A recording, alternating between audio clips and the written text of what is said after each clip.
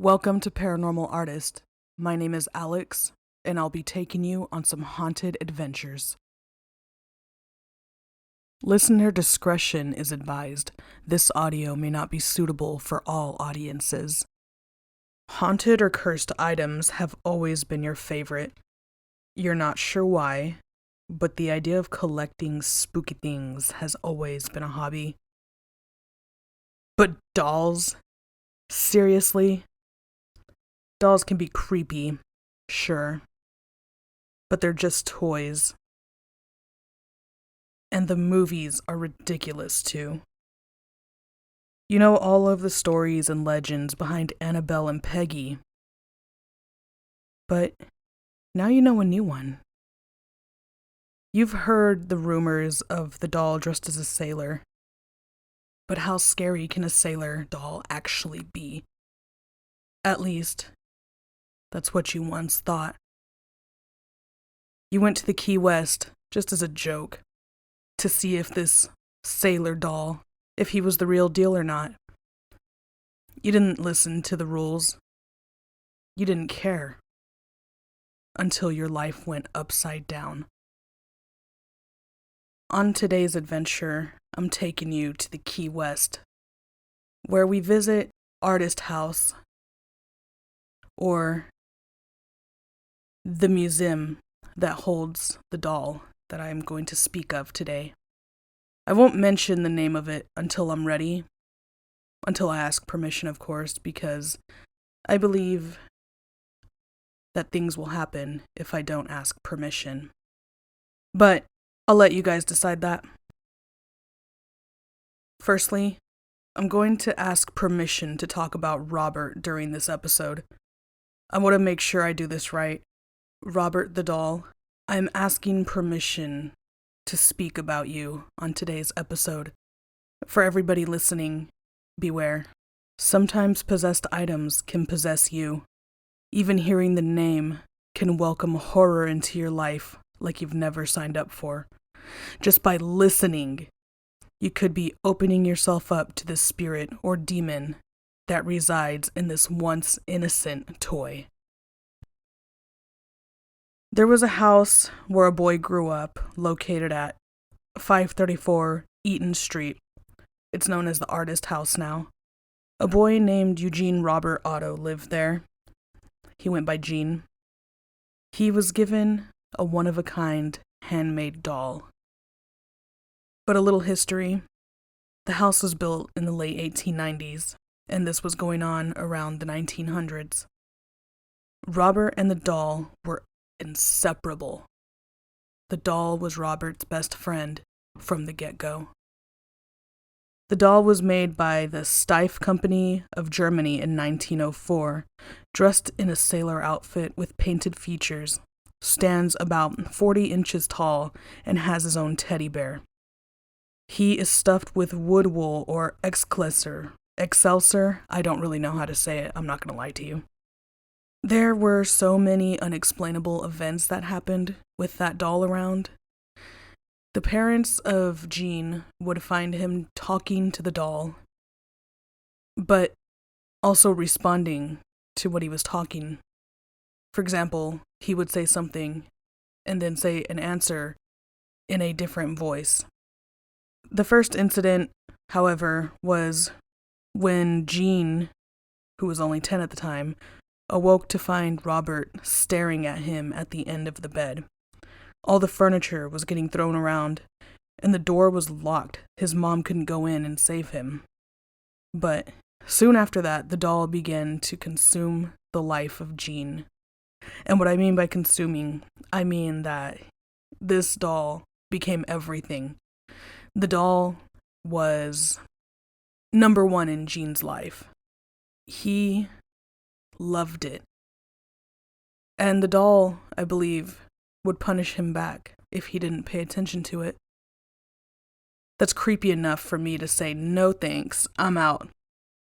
As Gene got older, he would blame everything negative, bad, not happy shit on the doll. It's believed that the doll was cursed by either voodoo or black magic just before it was given to the boy. A story about a servant who worked for the family is said to have used voodoo or black magic to curse the doll as a way to punish the bosses, or the Ottos.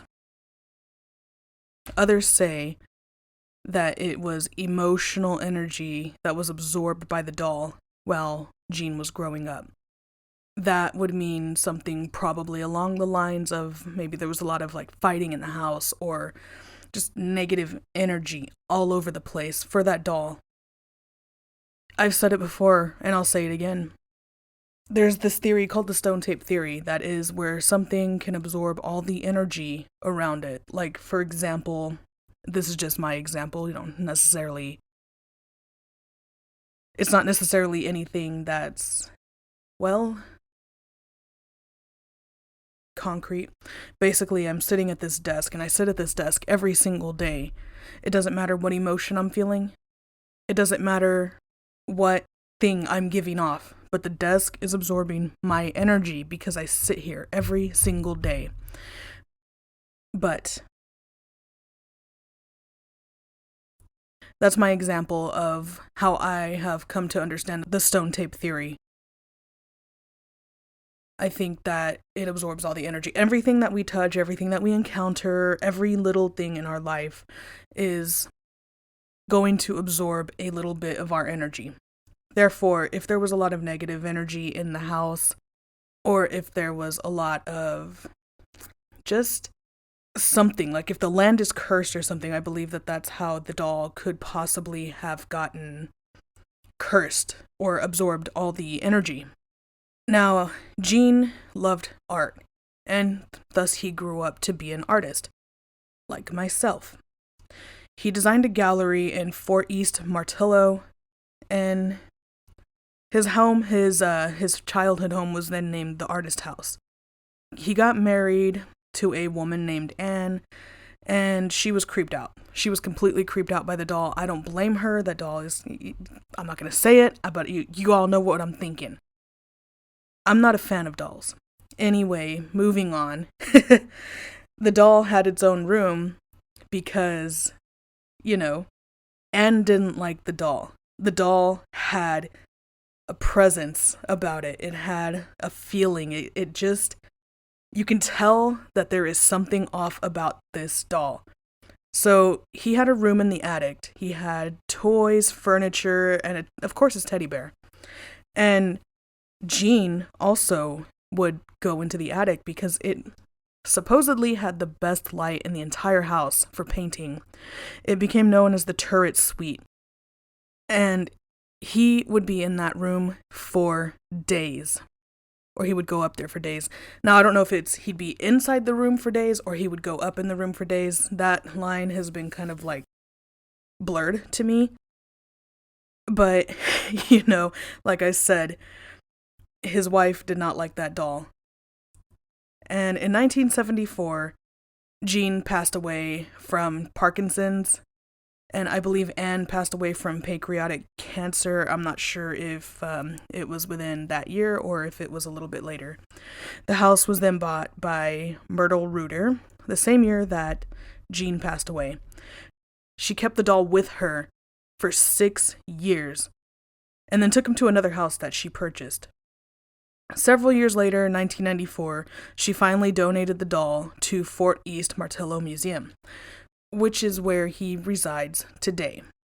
Now, I've said it once and I'll say it again. I do not like dolls. They do not do well with me. They creep me out. There's especially the ones with the moving eyes. Those are the ones that creep me out the most.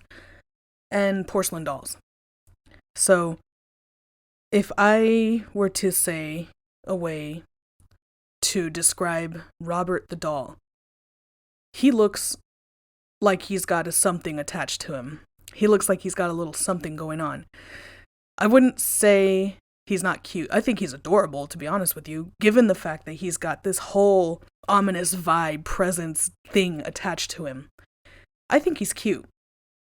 I hope I didn't just open everybody up to hell, but I did. Oops, I kicked something. My bad. It's just, he's dressed as a sailor. He just, I imagine back when he was still like brand new, he was just like the most adorable thing to like be on the face of the earth. However, he's 40 inches tall. Now that for me is a little too big, you know. He he's something, that doll. I've heard about him several years ago. I'm going to say like I'll say like 2006 is when the first time I heard about him. I think I was watching like Most Haunted something or the other on Travel Channel whenever they would do those specials on Halloween, because like I love Travel Channel and I love Halloween. Those are my two favorite things right now in the world. But there was an episode that aired about Robert the Doll, and you can find clips of it on YouTube from Travel Channel. I think it's really interesting that there is such a doll as this one. And I've talked about Annabelle before. Annabelle is not the doll from the movies, okay? Let me throw that out there now. If you like the paranormal and you're interested in that, you know damn well that the Annabelle in the movie looks a hell of a lot more innocent, to me at least, looks way more innocent to me than that fucking Raggedy Ann that's locked in the case. I hate that doll. I hate Raggedy Ann dolls in the start. I'm so sorry. God, please don't fucking let me get cursed. Oh my god.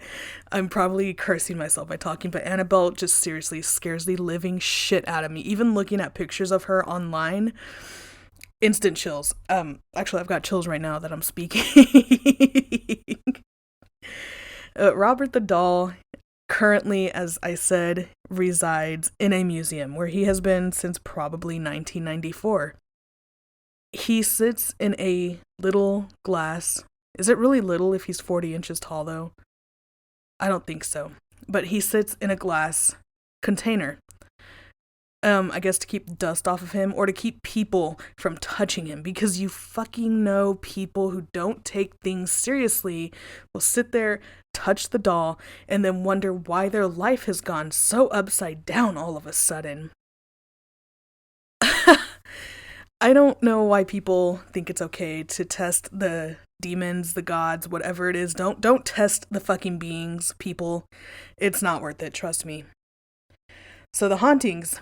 Robert the Doll has been visited by so many people. People of the paranormal societies, the investigators, people who just love spooky shit like I do. Or even just tourists who've heard about him. Who knows? People there's so many people in this world who just want to go see this doll and see, is he actually cursed? So all of them are seeking the same question. Is he cursed? Has he been placed under black magic? What makes Robert the Doll Robert the Doll? Those who've seen Robert, and from what I've heard myself, he's known to change his facial expressions. Now, let me tell you something now. Don't go seeking photos of Robert the Doll. I don't recommend it.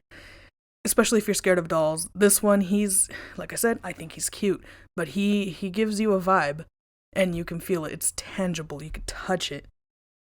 He has just a plain face. 2 little black eyes. And what I imagine to be... You can just see his smile or his facial expression there. Even though it's not really there. If you know what I mean. So, he's able to change his facial expressions. And that to me is scary. He is a doll. He's a fucking object. He should not change his faces. That? No, fucking no. So before he moved to this museum, he lived in the attic, like I said earlier. So the people who would go to the house would hear giggling. Now, imagine you're by yourself and it's nighttime and you hear giggling coming from the attic. No, thank you. No, thanks. I don't know. That's just too fucking creepy. I wouldn't know what to do if I heard giggling from the attic, especially knowing, or maybe you don't even know that the doll is up there. Maybe you don't know that Robert is living in the attic. You just hear fucking giggling.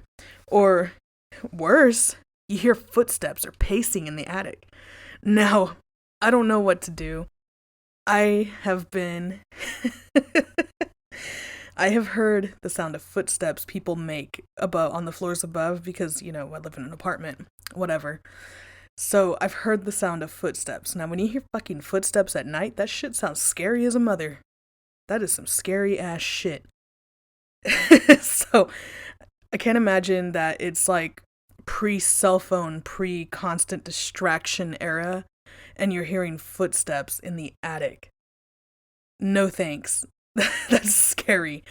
And I think what's worse is that, a lot of the houses are made of like actual wood. They're not made of this like cheap shit we have these days. So they're made out of actual wood. I don't know about you, but if you've ever heard like, or gone into like an old house and you've walked on the floor, it just sounds hard, heavy. It sounds, like you would imagine footsteps. Now, in artist house, and you're hearing that shit and you're alone. Now, I don't know about that. I can see why Jean's wife felt the way she felt, because I'm not even there and I feel the way I feel. I've also heard reports and have read currently reports of the doll going to the window and watching people. So he would watch the children playing outside or mock them as they went to school. Now, mocking, I don't know, what do you get a backpack and walk up there? Like what's the mocking part? Hearing about this doll go up to the window and watch, like, have you ever watched somebody from the window because they're doing some stupid shit outside? That's what I imagine it is, because kids do kid things. We all know it. We've all seen it. Kids are kids. And sometimes watching them outside is like just entertaining because they are in their own little worlds. But if I look up and I'm a child and I look up and I see a doll staring at me, I'm hitting the hills. I'm out of there. Especially like that particular doll, because like I said, look at photos if you dare. I'm not saying to do it or not. Just proceed with caution. That's all I can say. If I saw that doll looking at me from the window and I'm like fucking 1900s era, like playing outside, pre-distraction era, as I've said, I don't know what I would do. Because maybe Gene himself was a little bit on the weird side, the creepy side, and maybe you guys were kind of afraid of him. I don't know. So naturally, when Gene heard about the doll laughing, giggling, and pacing around and like looking out the window at the children, he went upstairs to see. Like, he had to investigate and see for himself if this was true. And sure fucking enough, he goes up there. He knows the room is locked. He knows he put the doll in a certain spot. He knows where everything is in this room because he's up there all the time. And the room is locked, so nobody can get up there and move it. The fucking doll is sitting in a rocking chair by the window. I would probably abandon that doll at that point. And then have a rocking chair. You're a haunted doll, and then you have a rocking chair. That just adds on to the creepy of it. That is some creepy shit. Like, I'm telling you, I have chills just talking about this right now. I have like actual goosebumps. Like arms, legs, everything. I've got like chills everywhere. I feel as if I have a presence with me, though I know I'm alone because the dog is not acting weird. In fact, she's asleep. So I have chills just talking about this. And I don't know if it's just because like I'm genuinely terrified of dolls, or if perhaps I have accidentally said something to offend Robert. I'm sorry. I'm just talking. Please forgive me. So after Jean passed away and the wife, the new owner moved into the house, who coincidentally happened to have a 10-year-old child.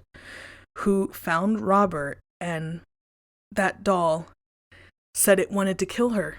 And the little girl, I guess it was a little girl, I'm just assuming, I shouldn't assume, I'm sorry. The child would often wake up in the middle of the night screaming, talking about how the doll wanted to kill her, how the doll was going to harm her. Kids are already, okay, hear me out. Kids see things that we as adults don't see. And if you're a child listening to this, why are you listening to this, first of all? Who's letting you listen to this? But anyway, kids see things that we don't see. For example, a kid in a video I watched, he is talking to an empty room, and his mom's like, "Who are you talking to?" And he says this name. I don't remember the name, but he says that. So then he waves at the kid, or the kid waves goodbye, whatever. And the mom is like, "What the hell?" So she goes in the room, she looks, and go figure, the room is empty. Kids always see stuff. My brothers, I'm sure, have seen stuff. I'm sure I've seen stuff. Well, when I was a kid, when I'm talking about little kid, like fucking 3 years old, not like where the stories I've told you of things I've experienced and encountered. I mean like toddler aged. Those kids see a lot of stuff. They can see things that we don't. And you know, it brings me back to like imaginary friends. So how do you people feel about imaginary friends? Do you believe that they are actually part of the child's imagination? Or do you think that the child is actually speaking to a ghost or a spirit? Can't say ghost. Ghost is it's not a bad word. I just don't like the word. It's a bad word in my language. Do you think the kid has befriended a spirit? And with that being said, does your kid say some weird shit about the spirit? Because some spirits can be good. Some can be wicked and evil.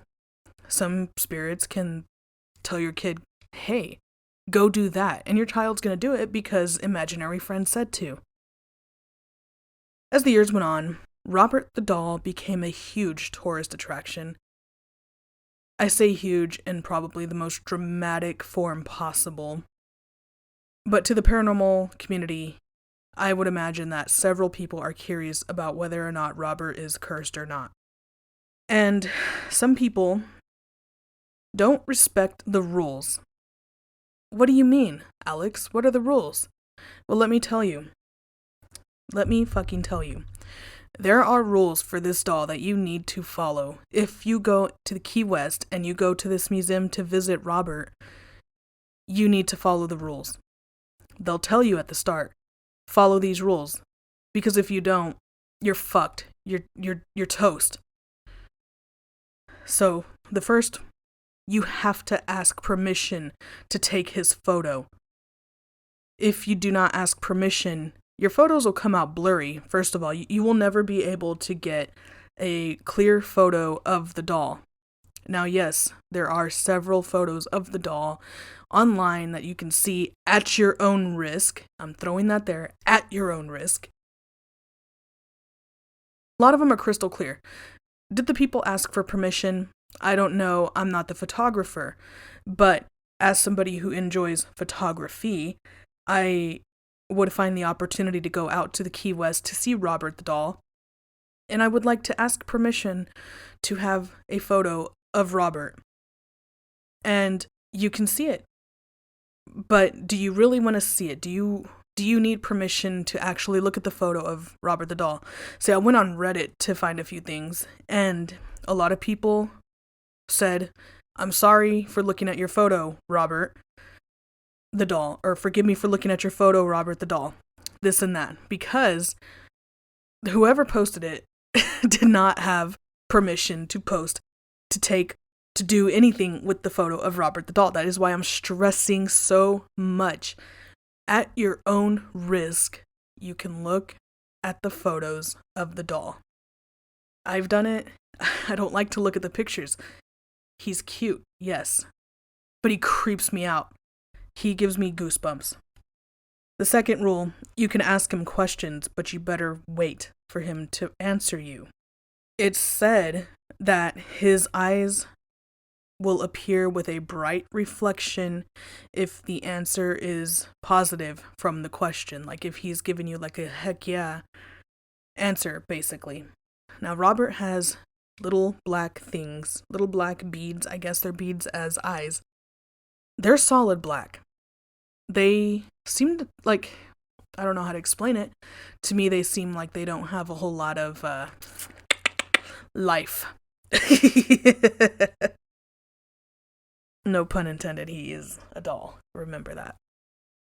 So for the people who have not asked permission, who have not followed the rules, like for example, at the beginning of this, I asked permission to talk about Robert during this episode because I firmly believe that me speaking the name can open his ears and do what it will. And I hope that I have not offended Robert in any way, form, or fashion. I'm just talking about it because it's an interesting topic. So I'll say it again. Please forgive me, Robert the Doll. I am only making an episode to talk about you because I find you interesting. So for those who have not followed the rules, they've gotten sick, they've had negative things, crazy things, and some have even died just because they didn't follow the rules. It's just be good. Be good to the doll, and you're okay. The room that he's in has apology letters from all around the globe from the people who didn't take the rules seriously. Let me tell you something. If you decide that you're going to visit Robert the Doll and you decide, oh, this is all one big joke. No, it's not. Go home, get away from there. Don't go and offend this doll. Don't offend him. Because while it may or may not be a story, or may not be true, you just don't fuck with things that you don't understand. Do I believe that the doll has some kind of curse or entity attached to it? Yes. Because a lot of stuff happens, allegedly. And it goes back to Annabelle. Now that doll... No, not the Conjuring Annabelle. Let me fucking throw that first. Not the Conjuring Annabelle. No, I'm talking about Raggedy Ann. And I know also that Ed and Lorraine Warren... Just Ed and Lorraine Warren. I know about them. I'm not going to get into it. That might end up being its own episode. Just know that they cannot be reliable. Some cases, I feel that they are a little bit more reliable than others. But at the same time, I think I'm going to lean towards they're not reliable based off of what I've heard about them and what I've learned about them over the years. I think that them having Annabelle was one way for sure to be able to keep people from being fucking stupid. But listen, they had a museum also, and they've also had guests who didn't take Annabelle seriously, and things happened. So, in my opinion, don't mess with Robert. Don't fuck with Robert. If you don't believe in Robert, if you don't believe that he's cursed, don't go near him. Simple as that. Just stay away from him and be safe. If you're going to look online and decide for yourself whether you think he's haunted or not, or cursed or not, do it at your own risk. I'm not giving you permission. I'm just saying to do it at your own risk. Because I believe that that doll has some shit on it that I don't know. I want to know if it's voodoo. I want to know if it's black magic, but I'm not about to find out that much more. Maybe some lucky historian out there who specializes in spooky dolls can find out for sure if somebody laid a curse on that doll when he gave it, or when it was given to the kid. I know that there's other dolls out there that, have attachments to them also. But Robert the doll really has always just been very interesting to me because you don't really hear a whole lot about it. There's people who know stuff about it. Now you guys know stuff about him. But the one who has the spotlight constantly is Annabelle because of the Conjuring universe. And don't get me wrong, I love the Conjuring movies. I love them all, except for... I think it's the third one. I know it's based on a true story, but I'm also like, it was probably the weakest one for me. scare factor wise, but also I can't stand the Annabelle movies, even though I like the Conjuring universe. Like, I sound like a hypocrite. I like the Conjuring movies, but the Annabelle movie, the first one, the original Annabelle movie, it was bad for me. I thought it was horrible. But the other ones I thought were pretty good. And, I've been kind of on a kick of watching, like, horror movies that made me feel a little bit nostalgic. And, the other day I watched, I watched The Bride of Chucky because I just was like, you know what? I need some good cheesy comedy horror.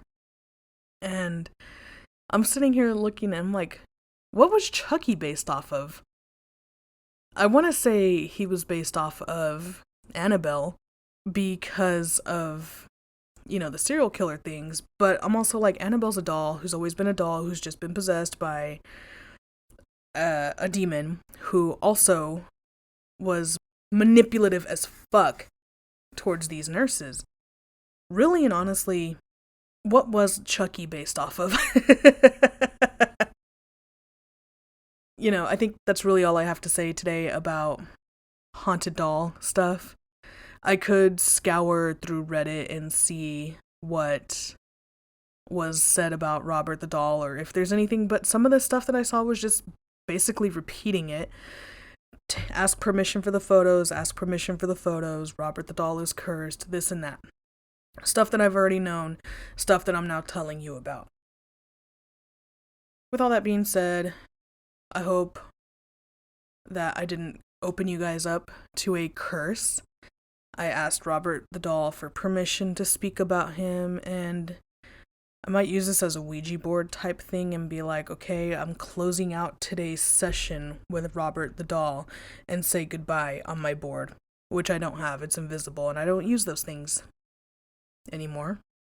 I used it one time, okay? One time. But that's it.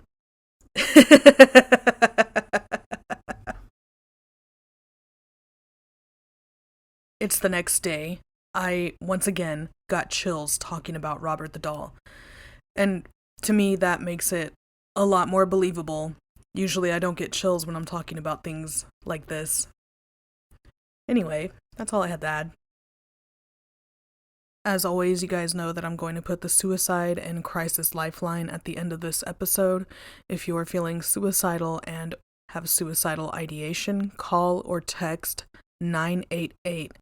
They can help you 365 days a year and 24/7. They are here for you. They've helped me, and I know they can help you.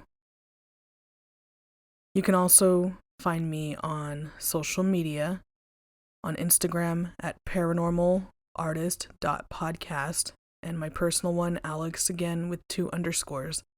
You can also join my Patreon for just $2 a month with Paranormal Artist Podcast. And if you have any experiences or things that you want to email me about or suggestions, you can email me at paranormalartistpodcast@gmail.com. I'm looking forward to hearing from you.